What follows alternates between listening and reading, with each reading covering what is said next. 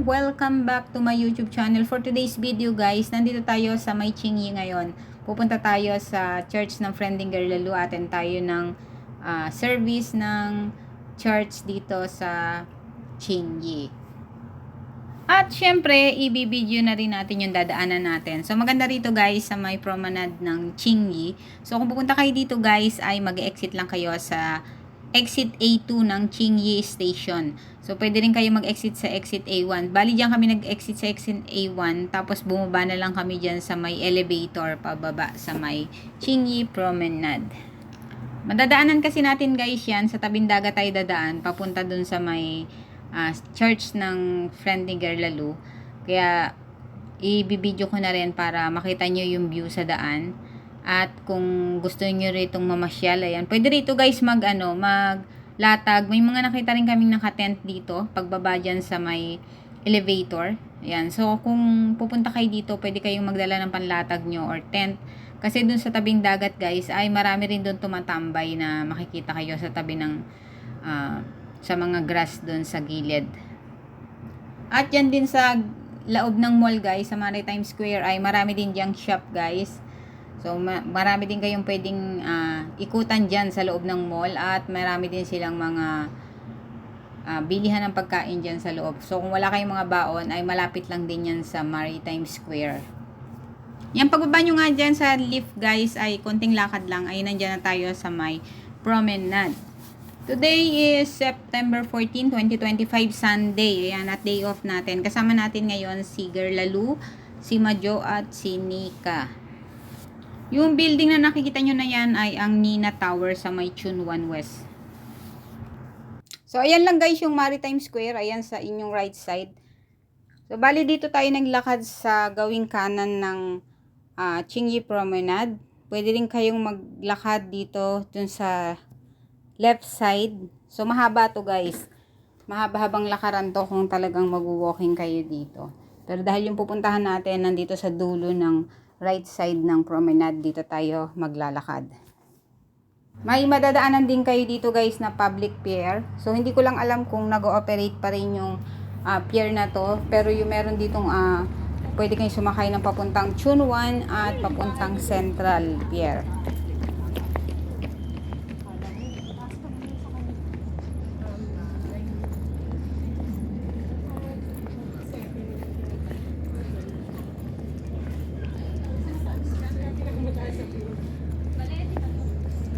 Oo.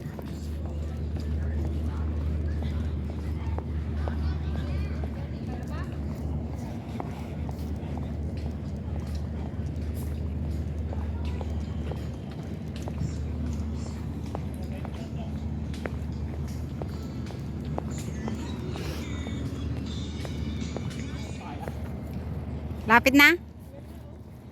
Hindi pa natin nalalagpasan yung Cubao. May building dito guys na ang pangalan Gateway. So yung gateway sa Cubao, yun yung sinasabi kong Cubao.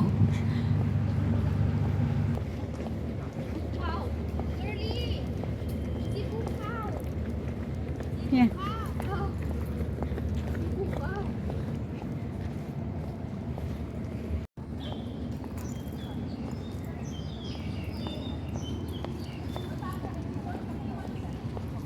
Ang ganda rito, ang daming mga puno. Ayan, marami rin mga exercise. Pwede tayo mag-exercise tayo tuwing umaga.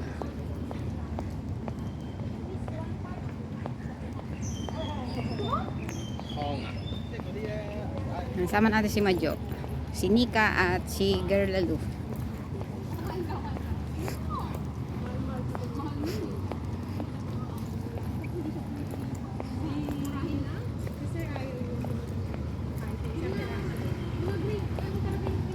And start. Ayan, maganda rin dito guys mag-walking. Lalo na siguro sa winter. Kasi ngayong araw guys ay medyo mainit. So talaga nanggigilid kami dun sa jogging track. Doon kami dumadaan. Doon kami lumakad. Kapag nasa gilid kayo guys ng promenade ay matatanaw nyo yung ganda ng view. Yung makikita nyo yung Qingyi Bridge. Yung dalawang bridge dyan. At yung makikita nyo na rin ang Rambler Channel. So bali ito yung dagat yan, yung nagdudugtong sa may Chunwan, Kwaichong, at dito sa Qingyi. Okay. Look left, look right. Pwede na tayong sumakay ng ferry pabalik.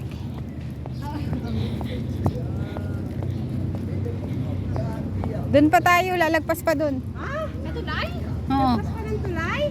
Mga ganun. Doon na lang pala tayo kumain sa tulay. Doon na lang pala tayo nagul. Mido, ano yan? Ha? Taiti. Ngayon, nagmadali kang... Ito kay girly kasi talagang dinayo. Dinayo eh. Ngayon, nagmadali kang maglakad. Yan yan si Badyo, pag ikaw araw-araw. Special to si girly. Special to girly to. Kasi inano niya talaga eh. Saka tayo puson ko. Meron na ako. Bakit kaya gano'n? Magana, sunod-sunod kayo. Ah. Tapos nagkaroon ako 12. Magme-menopause ka lang kasi. Pa-menopause na. Habol mo At idinaan na lang namin sa kwentuhan guys habang kami naglalakad dito sa sikat ng araw. Ayan, si Nika lang ang may dala sa aming payong. Lahat kami walang dalang payong. So, sobrang init talaga guys. 10:30 pa lang pero sobrang sikat na ng araw. So, nandito na tayo sa gilid ng promenade guys. Dito na tayo banda naglalakad. Ang ganda ng view dito guys. Ang sarap sanang mag-aura-aura dyan. Pero dahil nga sobrang init kaya dire-diretso na kaming naglakad. Marami din kayo dito madadaan ng mga upuan guys. Ayan. Sa gilid ng promenade mismo. At marami din dyan kayong makikita mga namimingwit. So dito nga sa bandang dulo guys. Wala nang masyadong puno.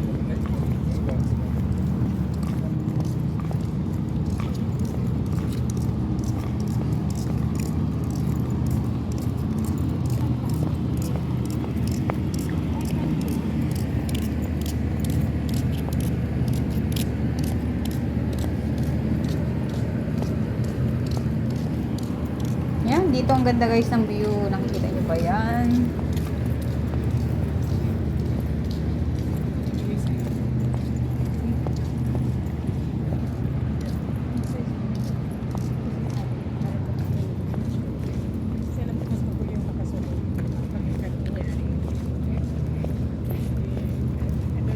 Anong floor daw? 9. Nandito na tayo sa Cubao. Gateway. Ganyan din yan dati. Yun nasa taas. Yan, bali nandito na kami sa bandang dulo ng Qingyi Promenade guys. Sobrang lawak nito guys. Nasa 1,800 meters to yung buong Qingyi Promenade. From Qingyi Pier, madadaan Greenfields Garden, tapos Qingyi Pier, Maritime Square, hanggang Chungfat State pa yun nasa kabilang dulo. Mamaya guys, hapon, pag uwi namin, babalik tayo doon at ipapasyal ko rin kayo doon sa kabilang side naman ng Qingyi Promenade. So, pangalawang beses ko nang nakapunta dito.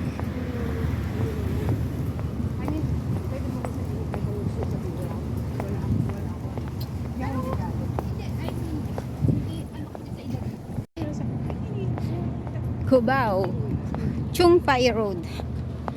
So, nandito na tayo sa Chungpai Road. Chungpai Road. Parang nakakatakot yung aso niya. Pag walang takip yun. Nandito na tayo sa may Chungpai Road. So, good luck sa ating hills. Mga 20 minutes na tayong naglalakad. So, nandiyan na tayo sa after ng yellow na truck. Pasok na tayo dyan sa kabila. 9th floor. Yan, medyo malapit na tayo sa pupuntahan natin guys. At makikita nyo yung public toilet na yan. Tatawid lang tayo sa kabila. At pupunta na tayo dun sa may kabilang building. Dun tayo aakyat papunta sa 9th floor. Babalik ulit tayo dito sa October 19, ayan, anniversary ng church nila at in-invite nila tayo. So, babalik ulit tayo dito sa October 19. At habang tumatanghali ay lalong sumisikat ang araw. So, makikita nyo wala talagang clouds guys. Sobrang init talaga ngayong araw na to. So, ayan, malapit na tayo guys at dyan na tayo dadaan sa loob at naligaw pa kami dyan guys kung saan kami pumasok. Dahil nga yung pumunta kami dito guys ay siguro 1 year na ding mahigit. At ngayon lang ulit kami bumalik. So, hindi na namin masyadong natandaan yung daan papunta sa taas. Yan, sobrang init ang araw ngayon. Tapos next week, mag-uulan na naman at may padating na naman bagyo. So, baka matatapat na naman siya ng weekend. So, lagi na lang natatapat ng weekend ang bagyo dito sa Hong Kong, guys.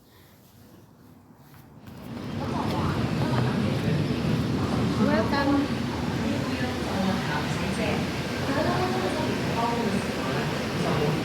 Ayan. Dito pala. Wait! Wait. Ah, dito nga, dito nga. Ah, Oo. Dati in-check mo rin. Hindi mo in-check? Sasakay ka ba dyan? Wala dyan. 9th floor, 9. Wala. 9 na yun. Oh my gosh, ang init. Pawisan na ba ang lahat? Pawisan na ba ang lahat? Yes, tumutulo na. Hello? Night. Parang nakakatakot yung lip niya. Ay, pag-night. Yan yung night. Hi! Kasi commercial buy. Basta night. Basta may electric fan, okay na ako. Aircon nga to eh. Aircon niya. Sosyalin, aircon. 9 ba meron? May years na kaya itong building na ito? Tanong natin. Anong pangalan ba ng building? Pwede naman natin i-search. Gateway. Hindi siya gateway. Nandun yung gateway.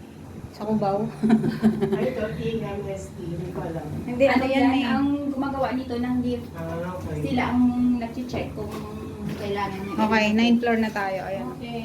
Magugulantang ka sa Nagulagtan ka, di ba? Di ba? Ang sosyal, oh. Ano? 9th floor. Yung bukas niya ba naman? Ay, nag-start na? Sorry naman. Mali. Happy birthday, ah. Birthday ko pa na. Ay, start na ba? Kaya lang, yung mga nakaka-stress na ay medyo mabigat yun. Hindi ganun kadaling istorbo. May kahirapan yun. Pero ganun pa man, bilang isang pananampalataya na nagdinig mo sa Diyos, ang Diyos ay laging mayroong pangako at kailanman ang kanyang pangako ay hindi pwedeng mapako. Amen? Amen. Kaya na naintindihan natin yung dapat natin partnership kay Lord ay intentional. Determine ka dapat, hindi yung nag-aalangan. You must be intentional. Kailangan, it is an effort and a decision that we should make to partner with God. Back ko binanggit yun. Sabi niya, Hanggang dito na lang guys. Ayan, thank you for watching at God bless everyone. At salamat sa nag-imbita sa amin dito. Ayan, bye-bye.